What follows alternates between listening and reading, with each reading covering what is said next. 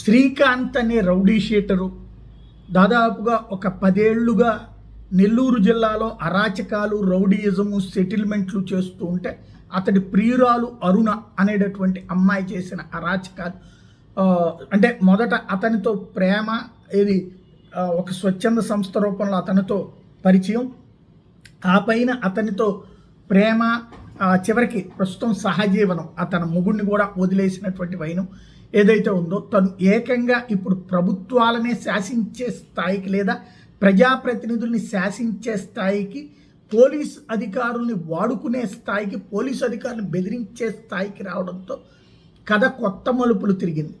ఏదైతే తాజాగా పెరోల్కి సంబంధించినటువంటి ఉదంతంలో అతనికి పెరోల్ ఇచ్చినటువంటి వ్యవహారంలో తెలుగుదేశం పార్టీకి సంబంధించిన 3 ఎమ్మెల్యేలు, ఒక మంత్రి పాత్ర ఉందంటాం.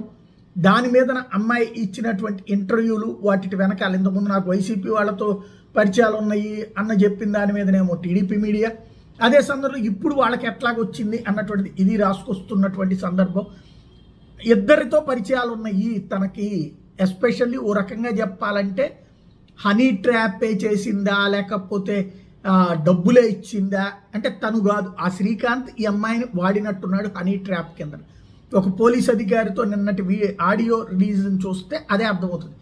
అమ్మాయి సోషల్ మీడియాలో ఒక పోస్ట్ పెట్టింది నిన్న, ఓ బెదిరిస్తూ, ఏమని, నా విషయంలో నోరు మెదపకపోతే సీరియస్ అవుతుంది, తీవ్ర పరిణామాలు ఎదురవుతాయి అని. అంటే మొత్తం తను ఎవరెవరితో సంబంధాలు నడిపించిందో, ఎవరెవరికి డబ్బులు ఇచ్చిందో, ఎవరెవరికి ఏమేం చేసిందో తెలుసు కదా, అవన్నీ బయట పెడతాను అనగానే ఒక్కసారి సీన్ మారిపోయింది. ఇప్పుడు అమ్మాయిని అర్జెంటుగా అరెస్ట్ చేశారు.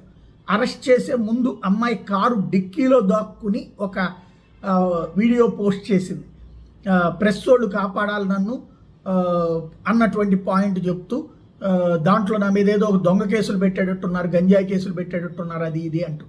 అది ఇప్పుడు వైరల్ అవుతుంది. అంటే ఓవరాల్గా ఇందులో అప్పుడు వైసీపీ వాళ్ళతోనూ సన్నిహితంగా ఉంది, ఇప్పుడు టీడీపీ వాళ్ళతోనూ సన్నిహితంగానే ఉంది. అలాగే అప్పుడు వాళ్ళకి పనిచేసి పెట్టాడు ఆ శ్రీకాంత్ అనేవాడు, ఇప్పుడు వీళ్ళకి పనిచేసి పెడుతున్నాడు.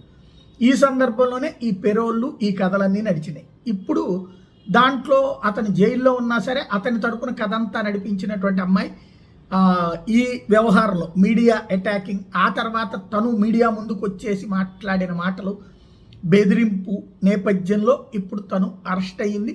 వాస్తవంగా చెప్పాలంటే ఇప్పుడు నిన్న రాత్రి నేను ప్రస్తావించాను, ఈ అమ్మాయిది ఏదో పెద్ద సీన్ అయ్యేటట్టుంది, బయట పెడతానంటుంది కాబట్టి, అంటే ఒక ఆడియో రిలీజ్ చేసిందంటే మిగతా వాళ్ళకి భయం పుట్టేస్తుంది. ఇప్పుడు అమ్మాయిని అరెస్ట్ చేశారు, లేకపోతే చావు థ్రెట్ కూడా ఉంటుంది. ఎందుకంటే ఇళ్లలో ఎవరో ఒకరు తమ జీవితాలు నాశనం అవుతాయి, ఈ అమ్మాయి బయట పెట్టే సాక్ష్యాలతో అనుకుంటే లేపవతలు పడేసి వైసీపీ అని టీడీపీ, టీడీపీ అని వైసీపీ తిట్టుకుంటారు, అంత మించి ఏముండదు. ఇప్పుడు అమ్మాయిని అరెస్ట్ చేయడం ద్వారా ఒక రకంగా సెక్యూరిటీ లభించినట్టు. అట్ ద సేమ్ టైం ఏం కేసులు పెడతారు అనేది చూడాలి. ఇప్పుడు దాంట్లో నన్ను ఇక్కడ అక్రమంగా కారు ఆపేసి రోడ్డు మీద ఏం చేస్తారో తెలీదు. కొంతమంది ఏమో కారు ఓపెన్ చేయండి, దీనిలో గంజాయి పెట్టాలి, మిమ్మల్ని అరెస్ట్ చేయమని పైన నుంచి ఆర్డర్స్, ఈ కారు నెంబర్ ఇచ్చి అన్ని పోలీస్ స్టేషన్కి 11 గంటలకు ఇంటిమేషన్ ఇచ్చారు, టోల్ ప్లాజాల దగ్గర ఉన్నామని పోలీసు వాళ్ళు తెలియపరుస్తున్నారు. ఇక్కడ సైడ్కి నా కారు ఆపేసి నన్ను ఇక్కడ నిర్బంధించేస్తున్నారు నా రోడ్డు మీద.